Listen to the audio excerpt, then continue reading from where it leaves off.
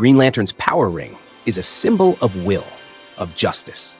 But what happens when justice turns ruthless?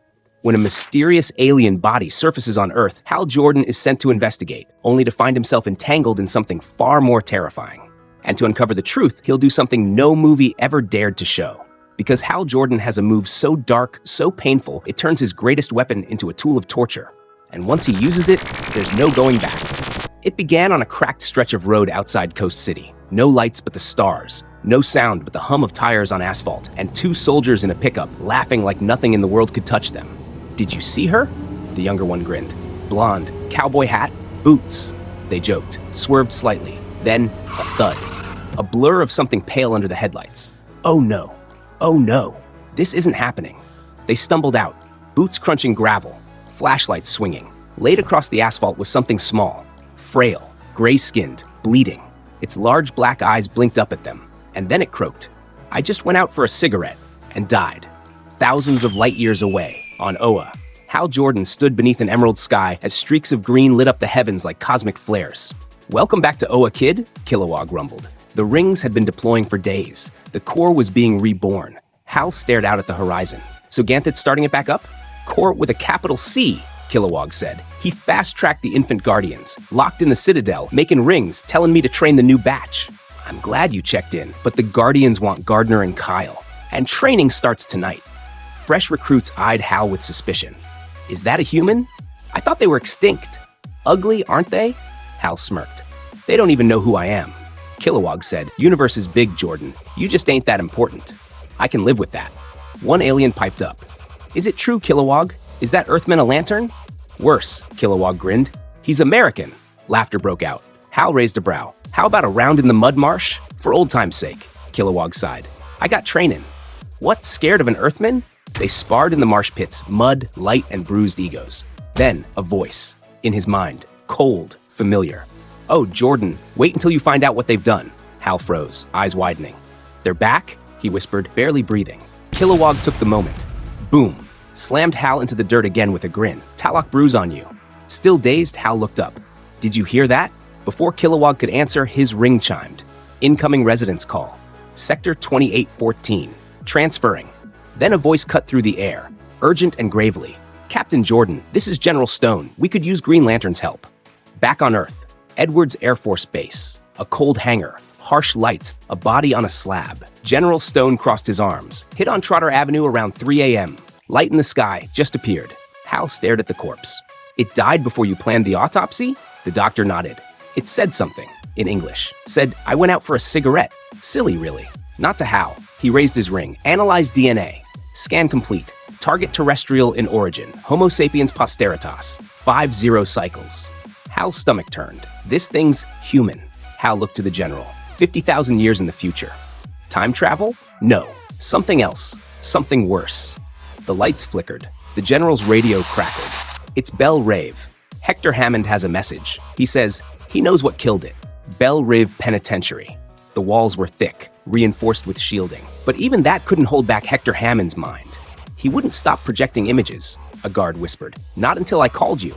Hal tensed. He reached beyond the walls?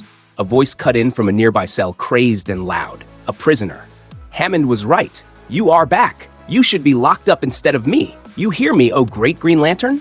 I wrote a song about you. It's called, 'You're Nothing But a Damn Hypocrite Who Should Go Straight to.'" Hal didn't let him finish. His ring flashed, summoning a giant emerald hand that knocked the prisoner out cold. The guard winced. "Sorry about that. That's Sonar. He talks. A lot." Hal smirked. "Not for the next 2 hours." They moved deeper into the facility. The guard gestured to a staircase. "It's down there. Are you sure you don't want a telepathic inhibitor?" Hal raised his ring, eyes steeled. "I've already got one. Just wait here." He descended alone. The deeper he went, the louder Hammond's voice echoed inside his mind. "Here. Oh, yes. Yes, he did come. Na. This will be delightful. A delightful day indeed. Compose yourself now, Hector. Compose." As Hal reached the bottom, the voice grew sharp and frantic. "He's here. He's here. Okay, settle down. Yes. Quiet now." Hal opened the cell door. Inside stood Hammond, his eyes wide, lips twitching with anticipation.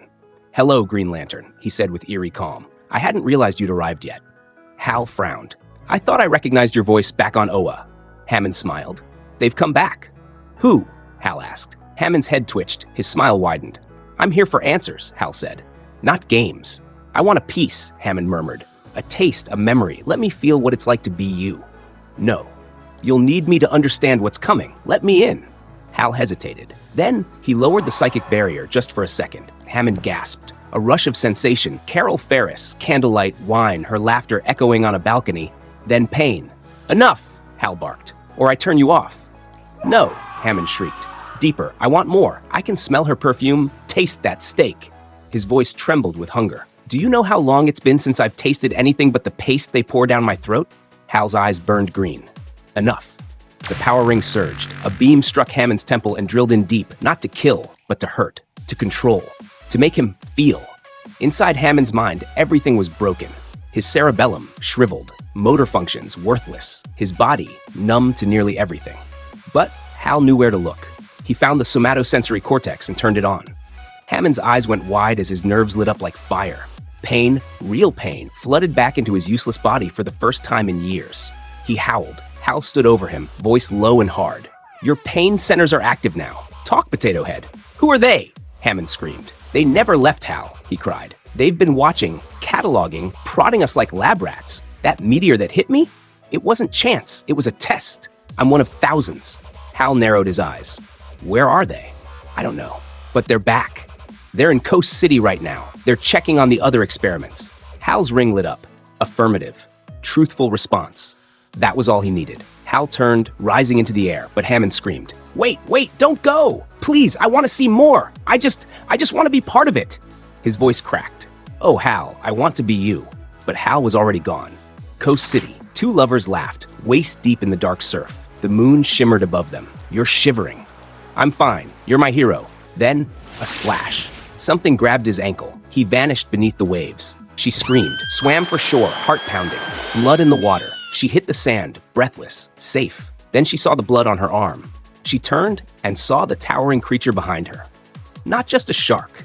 Something worse. Green Lantern had returned, but something else had come with him, and it had just begun.